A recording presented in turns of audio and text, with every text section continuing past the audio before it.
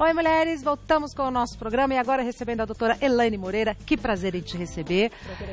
Seja muito bem-vinda. E ela vai falar uma coisa tão interessante, 5 motivos que são responsáveis pelo nosso ganho de peso. São os principais motivos? São os principais. São. Coisas que a gente nem imagina? Nem imagina. Olha só, gente, eu adoro essa coisa que são 5, é fácil da gente memorizar. Vamos ver na tela quais são os 5 motivos que fazem com que a gente ganhe peso.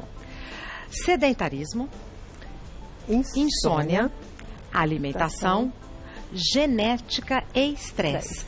Os 5 juntos, doutora, ou um ou outro combinado já é suficiente para a gente ganhar peso? Um ou outro combinado já é o suficiente. Ixi. Não necessariamente nós precisamos ter, o ideal é que não tenha nenhum, né? Embora hoje seja muito difícil não ter estresse. Quem que não tem estresse hoje, muito né? difícil. O tempo todo a gente tem que ficar gerenciando o estresse. Então, a genética também não dá para mudar. A genética é o que nós temos. E então a gente vai aonde nós podemos intervir, né? Vamos ter ações na alimentação, no sedentarismo, na insônia e no estresse, no melhor gerenciamento. Agora, o sedentarismo também é complicado, né, doutora? Porque assim, à medida que o volume de trabalho vai aumentando, ginástica é a primeira coisa que a gente corta. E hoje em dia nós conseguimos trabalhar em casa, no computador. Boa. Nunca tivemos uma era como essa. Nesse momento nós podemos simplesmente ficar em casa sem fazer nada, trabalhando, e no final do mês você ganha o seu salário. E muitas vezes ainda vai comprar mais comida com aquele salário que você comprou. Porque é muito comum em casa, né? Muito você abre a comum. geladeira, pega uma coisinha, come uma fruta. E começa cortando, como você mesmo disse, Regina, a primeira coisa que as pessoas cortam, a ginástica. Não tenho tempo para ginástica, né? O que é uma grande ilusão. Se você gerenciar o seu tempo, você consegue sim o seu tempo para fazer atividade física regular. Então vamos para mitos e verdades sobre esse assunto. É mito ou verdade que dormir mal contribui para o ganho de peso? É verdade, né? As pessoas não têm noção a importância que é uma noite bem dormida. Tem um estudo que mostra que 4 noites mal dormidas, isso não precisa ser 4 noites em claro, não. Se você dormir mal 4 noites, você leva 1 semana para regularizar os seus hormônios. Olha. Então, imagina só, se você fica aí dormindo mal um mês, isso é uma privação parcial que a gente está falando. Nós não estamos falando de, fica muito tempo sem dormir. Se você dorme habitualmente de 7 a 8 horas e por algum motivo, ou por viagem, ou por estresse, uma insônia, você passa a dormir 4 horas, 4 dias seguidos já é o suficiente para desequilibrar. Bagunçar todos os hormônios? Tudo. Como consequência, ganho de peso. Ganho de peso. Quando você desequilibra esses hormônios, você tem também um apetite por guloseimas. Então, está comprovado que se você dorme mal, você tem uma vontade de comer comidas mais calóricas, principalmente doces, as guloseimas. Doutora Elaine, mas assim, então é uma redução do sono de acordo com o meu padrão. Com o seu padrão. Então, se o meu padrão são 8 horas e eu durmo 6, ótimo, mas se o meu padrão é 6... Isso, exatamente. Cada um tem um padrão. E temos as pessoas que necessitam de mais de 8 horas de sono. E pessoas que com 5 horas estão bem. Então, cada um é um indivíduo. Nós temos que identificar se esse paciente ele necessita de mais horas, isso tudo durante uma consulta. O paciente precisa procurar um profissional da área de saúde que vai orientá-lo. Em relação ao sono, uma coisa muito importante também é a apneia do sono. As pessoas que o marcador, nós temos 2 marcadores, ou a sonolência durante o dia ou o ronco. Então, se você ronca ou tem muita sonolência durante o dia, procure seu médico, avalie se você tem apneia do sono, porque ela vai atrapalhar bastante a perda de peso. Perfeito. É mito ou verdade que homens emagrecem mais rápido que nós, mulheres? Infelizmente, é verdade. Eles emagrecem porque eles têm uma massa muscular maior. Então, o metabolismo basal, a taxa do metabolismo basal dos homens é maior do que a nossa, sim. Mas, a longo prazo, nós conseguimos atingir a mesma perda de peso que eles. Demoramos um pouco mais, mas conseguimos alcançá-los. Mas quando é comum o casal começar num processo de emagrecimento. No arranque ele perde mais. Ele perde mais. E muitas vezes as mulheres acabam ficando desmotivadas. Eu não vou conseguir, ele consegue, eu não consigo. Você vai conseguir também. Vai demorar um pouquinho mais, mas você consegue chegar também na perda de peso. Ótima dica. É mito ou verdade que consumir líquidos durante as refeições engorda? Não, não engorda. Você vai atrapalhar a digestão, você vai sim consumir... Mito. É um mito, tá? Não engorda. Você pode consumir uma pequena quantidade. Não vai beber muito líquido, porque vai atrapalhar na digestão. Mas não que isso vai levar a um ganho de peso excessivo, não. Isso daí realmente é um mito. As pessoas têm muito essa dúvida, né? O que atrapalha você ingerir grande quantidade de líquido junto com a refeição, lembrar aí da doença do refluxo. Então, você tem uma chance maior de ter refluxo, principalmente se for na última refeição do dia. Se você ingerir grande quantidade de líquido associado à refeição e deitar, pronto, prato cheio para refluxo. Agora, e o contrário, doutora Elaine? Não consumir líquido durante as refeições emagrece? Não tem nada que vai te ajudar. Nada a ver. Não. É mito ou verdade que consumir muitos alimentos processados atrapalha a perda de peso? Sim, atrapalha. Alimentos processados, eles têm um teor calórico maior, mais sódio, eles têm substâncias nocivas ao organismo. Então é a mesma coisa, vai desregular a questão hormonal, o paciente vai ter mais apetite, ele tem um processo que ele acaba ficando viciado naquele alimento processado. Ele vai querer cada vez mais, maior quantidade e geralmente não são alimentos saudáveis. Perfeito. É mito ou verdade que a genética é um fator determinante e irreversível para o ganho de peso? Não, isso daí, mito. Graças a Deus. Graças a Deus nós não temos, né, essa desculpa muito utilizada. Minha genética não tenho o que fazer, sim, a minha família toda é obesa, então estou fadado com esse destino. Não, isso realmente é um mito. Nós temos uma genética, alguns pacientes nós sabemos que ele tem uma queima maior de calorias, sim, comparado a outros, mas isso é reversível através dos seus hábitos. Hoje nós sabemos que a genética em relação ao peso, ela é responsável por menos de 10%. Então a gente não é refém da genética? Não, nós não somos reféns da genética, nós conseguimos através dos nossos hábitos diários mudar totalmente o curso dessa doença obesidade. Ótima notícia. Que bom. É mito ou verdade que pessoas estressadas têm maior dificuldade para perder peso? Verdade. As pessoas estressadas, nós temos tanto o desequilíbrio hormonal, nós temos uma liberação maior de cortisol, que é um hormônio anabolizante, que vai fazer com que você retenha realmente mais gordura. Uhum. E por outro motivo, o paciente, quando ele é estressado, ele tem uma dificuldade de gerenciar o seu tempo. Então, ele sempre vai dar uma desculpa, ele acha que ele não vai ter tempo para atividade física, ele come mal. Ele come mal, porque ele está sempre correndo, então ele come rápido, a opção geralmente são por alimentos processados, alimentos, né, de alto teor calórico. Então, sem dúvida alguma, o paciente que é estressado, ele tem uma chance maior de ganhar peso, tem uma maior dificuldade para perder peso. É mito ou verdade que pessoas sedentárias comem mais? A relação do sedentarismo com a dieta é que o paciente ele já fala assim, eu já não estou indo à academia mesmo, eu não estou me cuidando, então eu vou realmente comer mais. Não tem nenhuma relação direta, o paciente, por ele estar sedentário, ele vai engordar. Mas é o comportamento. É o comportamento, exatamente. E por ele estar sedentário, ele geralmente é mais ansioso, porque o paciente que faz uma atividade física regular, ele diminui muito a sua ansiedade, ele tem mais comprometimento com a dieta, é um paciente que está preocupado com a sua saúde. Tem uma sensação de bem-estar maior quando a gente consegue fazer atividade física, né, doutora? E assim, a gente está falando de obesidade, que é uma doença crônica, é uma doença que é fator de risco para várias outras doenças. As pessoas têm um estigma muito grande com o paciente obeso, né? Acham que o paciente obeso, que ele é um paciente que não tem força de vontade, é um paciente que não é determinado. Ele realmente tem ele precisa se alinhar, ele precisa ter prioridades, mas é um paciente que ele tem uma doença, obesidade. Então, o tratamento que precisa ser tratada. E esse tratamento ele tem que ser respeitoso, ele tem que ser carinhoso, porque é um paciente que, infelizmente, ele sofre muito estigma da sociedade atualmente. Nós temos perguntas do pessoal de casa, daqui a pouco a gente responde. Peço que você me espere um minutinho. Claro. Vamos para as perguntas sobre os motivos pelos quais a gente ganha peso. Vamos lá. Primeira pergunta da Aline. Para conseguir manter meu peso, comecei a pular as refeições e fazer jejum. Mas de uns tempos para cá, quando como após o jejum, sinto uma queimação estomacal. Essa queimação pode ser prejudicial? Pode sim. Tem que investigar, né, por que ela está apresentando essa queimação. Isso pode ser um refluxo por ela que você ficar falou, hein? Muito tempo sem se alimentar. Quando ela vai fazer a refeição, ela pode comer uma maior quantidade. Depende muito do paciente. Cada um tem um perfil, cada um tem um comportamento. Tem que avaliar essa questão. O jejum intermitente para algumas pessoas é muito interessante, inclusive indicado. Ele não é uma rotina ruim, o jejum intermitente.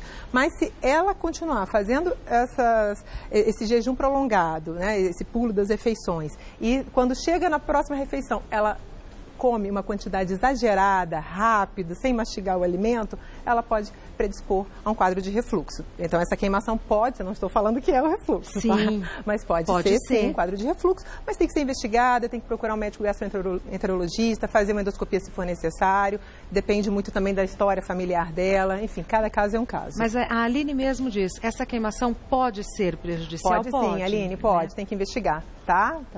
Próxima pergunta é enviada pela Vera. É verdade que bebidas gaseificadas inflam o estômago e nos fazem comer mais? Eu escuto muito Vera, isso também. Essa pergunta é sensacional, gostei bastante. Bebida gaseificada, vamos lembrar que a gente tem os refrigerantes e a água com gás também, tá? Não é que ela vai inflar. Mesma coisa, se você ingerir com o alimento, a chance de você ter o refluxo é maior. Agora, falar que isso vai inchar o seu estômago, que você vai comer mais, isso é desculpa. Não vai fazer isso, tá? Se você ingerir água com gás, se você não tem predisposição ao refluxo, você pode ingerir um pouco, uma quantidade fracionada. O que não pode é tomar grande quantidade, principalmente se a gente falar, essa bebida gaseificada depende do que é, né? Se for água é uma coisa, se for refrigerante, no caso, é completamente diferente. Espumante também? Espumante também. Pode predispor a refluxo. Pode, tá? Né? Pode sim. Próxima pergunta é enviada pela Eliette. Comer salada para forrar o estômago antes do prato principal emagrece? Depende. Se você comer a salada e depois você comer uma quantidade maior de alimento, não vai adiantar. Então, o fator não é a salada. O que vai determinar é se você comer a salada, sabendo que de uma forma de comer devagar é importantíssimo. Dá um tempo para chegar até o cérebro o comando de que você está saciado. As pessoas têm a tendência de comer muito rápido. Tá? Então, geralmente, comer salada antes do prato principal emagrece, mas eu conheço pacientes que falam, eu não emagreci nada, porque depois da salada ele vai e come uma lasanha, por exemplo. Ele come um alimento muito calórico, não vai adiantar. Quanto à ingestão da salada, de qualquer outro alimento, uma dica muito importante, é uma técnica que eu gosto bastante, que é o Mindful Eating. Que é isso? É você ter atenção plena na hora da refeição.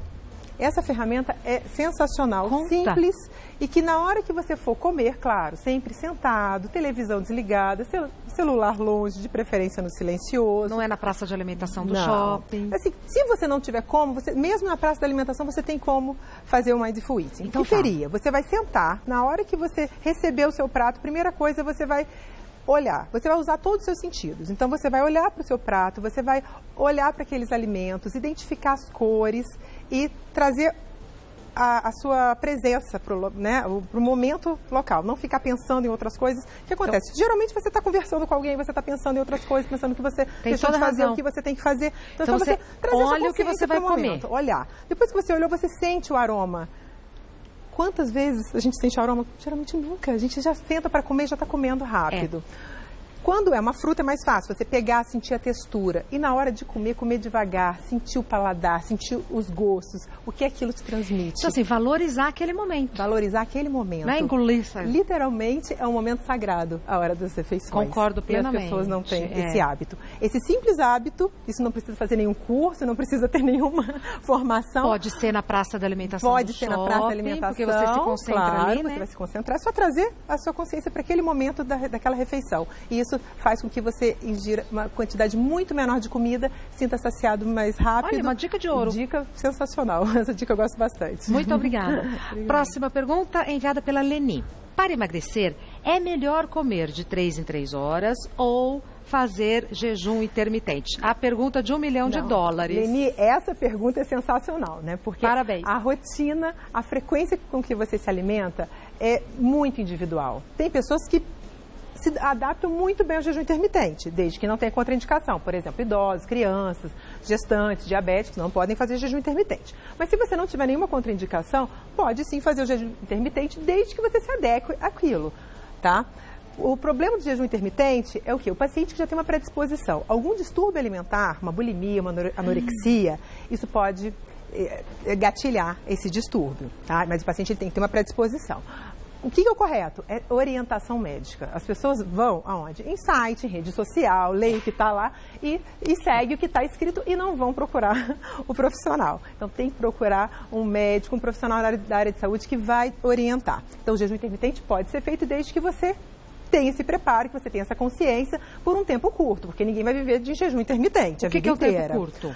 Você tem, por exemplo, um propósito, eu quero, em 2 meses eu consigo ficar, geralmente você tem eu tenho uma festa, não é pra vida, é por um período? Não é pra vida. Quem que consegue ficar fazendo jejum intermitente a vida inteira? Quanto tempo dura o jejum? O jejum depende, acima de 8 horas. Tem de 8, 16, tem até de 24 horas. Nossa. Fica 24 horas sem se alimentar. Ele é muito bom para você acelerar a perda de peso, então você consegue motivar aquele paciente. Mas depois, para ele conseguir manter-se no peso, ele precisa mudar seu estilo de vida, mudar sua rotina alimentar. Precisa da reeducação.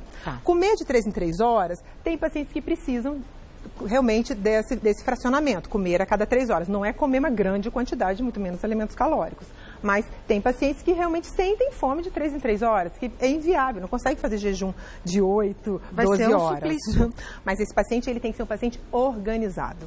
Porque ele vai sair para trabalhar, ele tem que levar a marmita, ele tem que levar os alimentos. Não dá para você ser desorganizado e falar, eu vou comer o que der. O que tiver na rua, eu vou comprar, o que eu achar. Não vai rolar. Não vai rolar, não vai conseguir. Dificilmente vai perder peso comendo de 3 em 3 horas. E tem uma outra que não está aqui, que é as 3 refeições, né? Uma outra rotina também, que são as 3 refeições diárias. Café da manhã, almoço e jantar. Tem pessoas que se adaptam muito bem. Agora tem que tomar muito cuidado para ver se você não vai chegar na outra refeição, tomou café da manhã. Não fez nenhum lanchinho e já vai direto para o almoço. Tem pacientes que chegam no almoço com tanta fome, que come tudo que vê pela frente, numa velocidade muito rápida. Então, esse paciente não vai se beneficiar. Resumindo, você pode fazer, desde que você não tenha nenhuma contraindicação, qualquer uma dessas rotinas alimentares, desde que você tenha acompanhamento médico regular. Não é também só uma consulta no médico, ele te indicou, aí não volta nunca mais, né? Então, não, você tem que ir regularmente, o médico vai determinar essa frequência, se é de mês em mês, de 2 em 2 meses, 3 em 3 meses, de acordo com a adaptação do paciente a essa rotina alimentar. Perfeito. Mais uma pergunta. Vamos lá. É enviada pela Ruth. Tenho vontade de colocar balão gástrico para emagrecer. A partir de que peso é recomendado esse procedimento? Ótima pergunta, Ruth. Essa pergunta também recebo diariamente. Não é o peso, é o IMC, é o cálculo do índice de massa corpórea, que é um cálculo que nós fazemos, que é quando a gente divide o peso pela altura ao quadrado, e esse valor encontrado tem que ser maior do que 27. O normal de um IMC é até 25, até 24,9 o paciente está com peso normal. Acima de 25 até 29,9 é sobrepeso e acima de 30, obesidade. O balão intragástrico ele pode ser usado tanto para sobrepeso quanto para obesidade. Então, o paciente ele tem que ter o IMC, tem que ter esse índice de massa corpórea acima de 27 para colocar o balão. Esse é um critério inicial, né? Claro que tem outros critérios. O médico também especializado no balão intragástrico, ele vai avaliar se você tem realmente a indicação, se você não tem nenhuma contraindicação, por exemplo, a colocação do balão. Isso tudo é mediante uma consulta médica. Tá. Mais uma. Carla pergunta, comer muito tarde da noite engorda? Depende do que você vai comer. Se você for comer, né, fazer uma alimentação leve, engordar, você não vai. Agora, se você for comer tarde, aquela questão do carboidrato, né, uma dúvida que as pessoas têm, posso comer carboidrato à noite? Pode, desde que seja um carboidrato com uma boa qualidade, com muitas fibras, de preferência integral. Por exemplo, um pãozinho integral... Pode. Com lanchinho, pode. Você não vai ganhar peso, tá? O que vale é o seu equilíbrio energético diário. Então, o que você comeu no café da manhã, o que você comeu no seu almoço, nos seus lanches, se você fizer, é o equilíbrio do dia. Do dia todo. Sim, é o equilíbrio, né? Porque para a gente perder peso, realmente, são várias coisas que se juntam que fazem a diferença. Mas o principal é esse equilíbrio energético, a gente tem que gastar mais do que ingerir. Agora, comer tarde da noite...